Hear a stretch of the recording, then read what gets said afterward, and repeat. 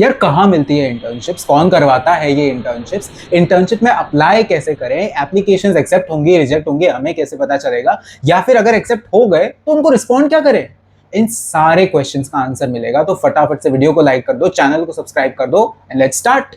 Hello everyone, welcome to MMC make my career. तो आज हम बात करने वाले हैं इंटर्नशिप्स के बारे में। जी हाँ, कई सारे स्टूडेंट्स का हमारे पास मेल आ रहा है, डीएम्स आ रहे हैं, यूट्यूब पे कमेंट्स आ रहे हैं कि भैया इंटर्नशिप्स के बारे में कुछ बता दो, हमें इंटर्नशिप्स मिल नहीं रही है, हम जहां अप्लाई कर रहे हैं वहां से हमको रिस्पांस नहीं आ रहा है, या फिर स्ट्रेट अप रिजेक्शन के मेल आ जाते हैं। तो आज मैं दूंगा आपको 4 ऐसी टिप्स जिससे आपको इंटर्नशिप मिल जाएगी, आपके चांसेस बढ़ जाएंगे एंड आपकी एप्लीकेशन वेल रिसीव की जाएगी एंड आपको एक अच्छा फीडबैक भी मिल सकता है।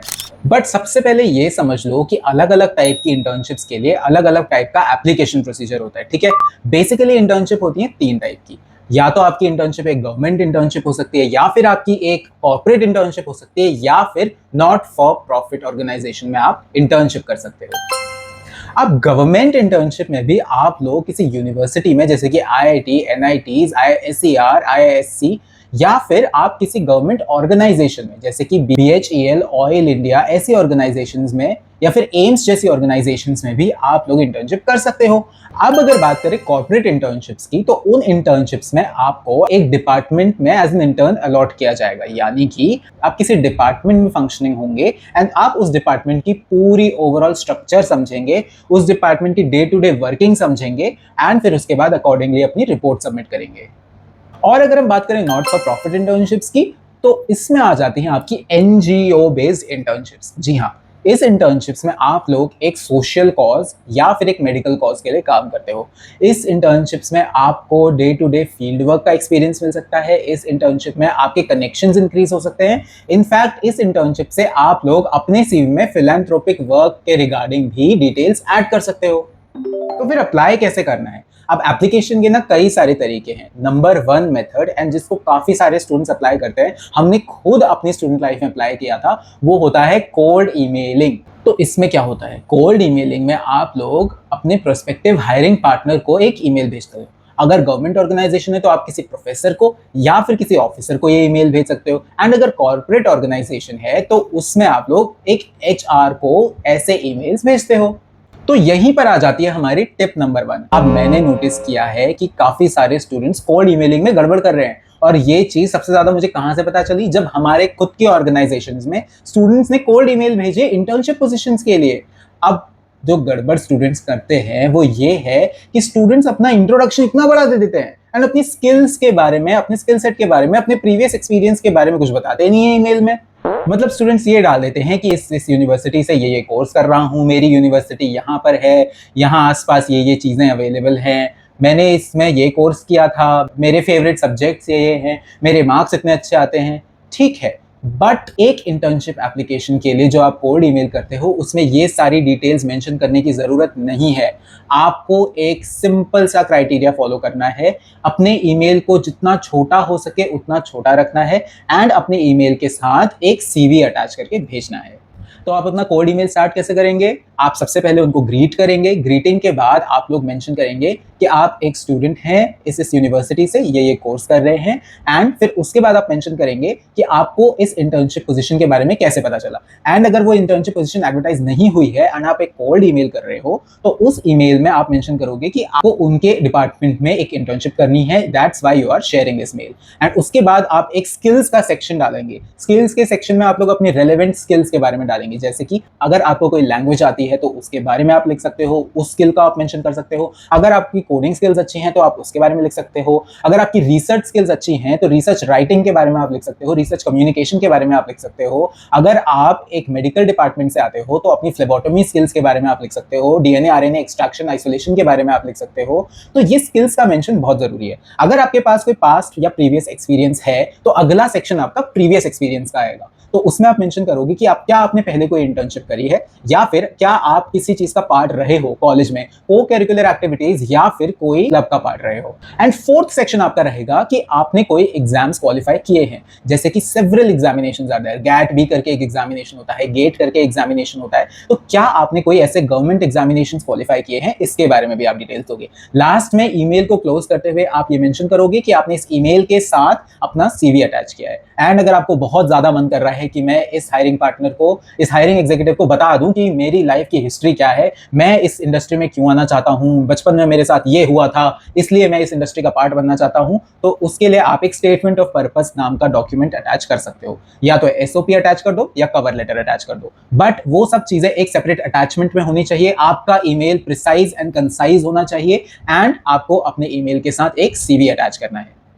अब यहीं पर बच्चे करते हैं दूसरी मिस्टेक, जो रहने वाली है हमारी tip number 2, CV related problems. अब सीवी में ना हमने नोटिस किया है कि बच्चे क्या करते हैं, एक सबसे टॉप पर इतना बड़ा एक पैराग्राफ का करियर ऑब्जेक्टिव्स मेंशन कर देते हैं कि हम एक ऐसा रोल ढूंढ रहे हैं, हमारे स्किल्स यूज हो जाएं, हम एक ऐसी कंपनी में, ऑर्गेनाइजेशन में अपने स्किल्स अप्लाई करना चाहते हैं, कंट्रीब्यूट करना चाहते हैं। सबको पता है कि आप इस इंटर्नशिप पोजीशन में क्यों अप्लाई कर रहे हो, आप इस इंटर्नशिप पोजीशन के लिए क्यों वैल्यूएबल हो। आपको अलग से मेंशन करने की जरूरत नहीं है in your career objectives. And अगर आपको बहुत मन है करियर ऑब्जेक्टिव की लाइन डालने का अपने सीवी के टॉप पर, तो 2 लाइन मिनिमम डालिए जो कि कंसाइज हो। अब सीवी में सेकंड मिस्टेक क्या करते हैं, अपना डेट ऑफ बर्थ ऐड कर देते हैं। नोबडी वांट्स टू नो कि आप कब पैदा हुए थे। People just want to know कि आपने 12th ग्रेड कब क्लियर किया था। अगर आप अंडर ग्रेजुएट स्टूडेंट रह चुके हैं, आपने यूजी कंप्लीट कर लिया है, तो वो आपका कब कंप्लीट हुआ था एंड उसमें आपकी क्या सीजीपीए रही थी। अगर आपने मास्टर्स कंप्लीट कर लिया है, तो अपने 12th यूजी एंड मास्टर्स के बारे में आप छोटा छोटा मेंशन करेंगे, आपने कहां से किया है, किस ईयर में कंप्लीट किया है, एंड आपकी सीजीपीए क्या रही। That's it. एंड हमने नोटिस किया है कि बच्चे एक अलग से सेक्शन ऐड करते हैं हॉबीज का। अब एक एम्प्लॉयर को आपकी हॉबीज से कोई मतलब नहीं होना चाहिए इन एन आइडियल वर्ल्ड, तो वो हॉबीज वाला सेक्शन प्लीज अपने सीवी से हटा दीजिए। नोबडी वांट्स टू नो कि आपकी हॉबीज क्या हैं। एंड सबसे ग्रेव एरर, सबसे इंपॉर्टेंट मिस्टेक्स जो स्टूडेंट्स कर रहे हैं आजकल, वो ऑनलाइन प्लेटफॉर्म, पेड प्लेटफॉर्म्स पर अपना सीवी बना लेते हैं। अब जब डाउनलोड करने की बारी आती है तो वो पेमेंट मांगते हैं प्लेटफॉर्म्स, तो स्टूडेंट्स स्नीकीली, चालाकी से क्या करते हैं, उस एक सीवी का स्क्रीनशॉट ले लेते हैं एंड उस इमेज को अपने रिक्रूटर्स को भेज देते हैं। The problem with this is, कई बारी आपके रिक्रूटर्स उस सीवी को एटीएस पोर्टल के थ्रू स्क्रीन करते हैं, क्योंकि उनके पास 1000+ सीवीज पहुंच जाते हैं कई बारी।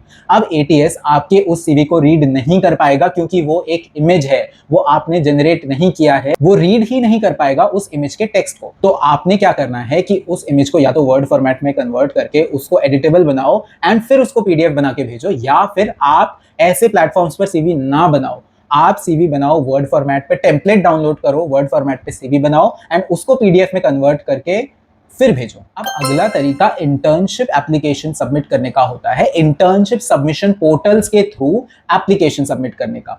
तो इसमें क्या होता है कि कई सारे गवर्नमेंट ऑर्गेनाइजेशन या कॉर्पोरेट ऑर्गेनाइजेशन आपको किसी को मेल करने को नहीं बोलती, वो कहते हैं कि हमारे इस पोर्टल पे जाओ, अपने रेलेवेंट डॉक्यूमेंट्स अपलोड करो and you can apply for an internship. But यहां पर भी स्टूडेंट्स एरर करते हैं, और ये रही हमारी टिप नंबर 3, स्टूडेंट्स गलत जगह पर गलत डॉक्यूमेंट्स अपलोड कर देते हैं।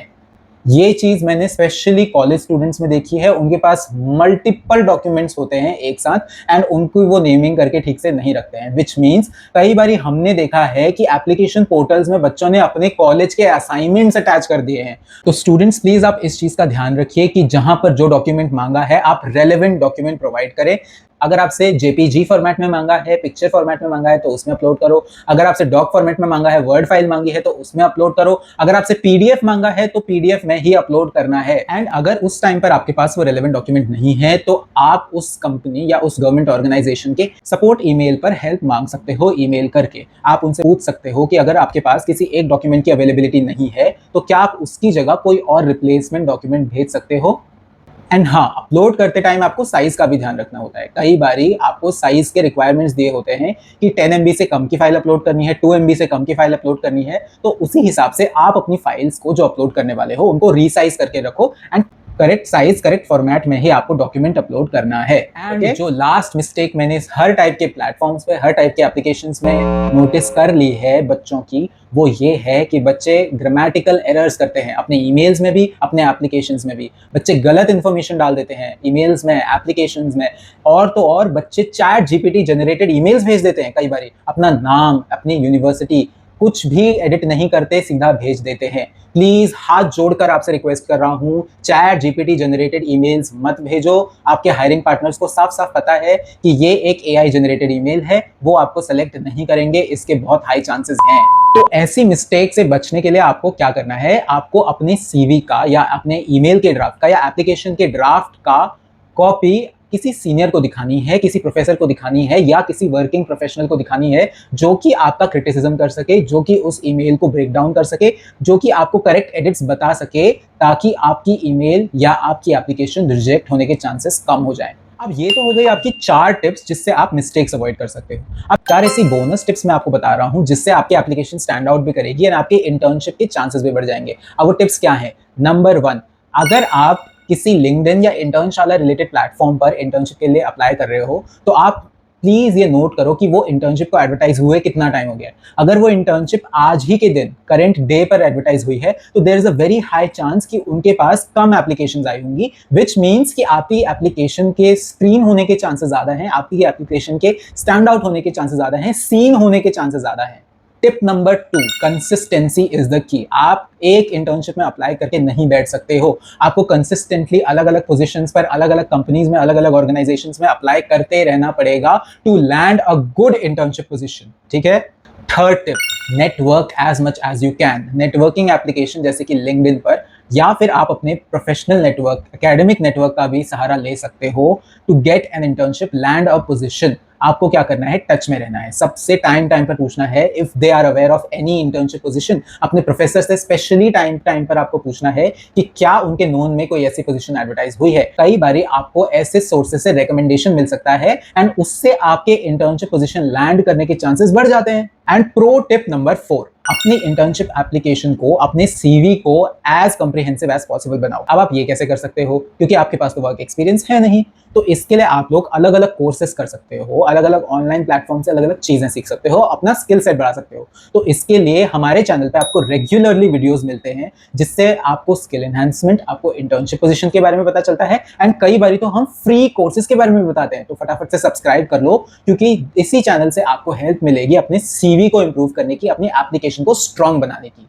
आज की वीडियो में हमने आपको बताए 4 ऐसे टिप्स जिससे आप मिस्टेक्स अवॉइड कर सकते हैं अपनी एप्लीकेशन में, एंड 4 ही ऐसे प्रो टिप्स जिससे आपकी एप्लीकेशन स्टैंड आउट करेगी एंड जिससे आपके इंटर्नशिप पोजीशन लैंड करने के चांसेस बढ़ जाएंगे।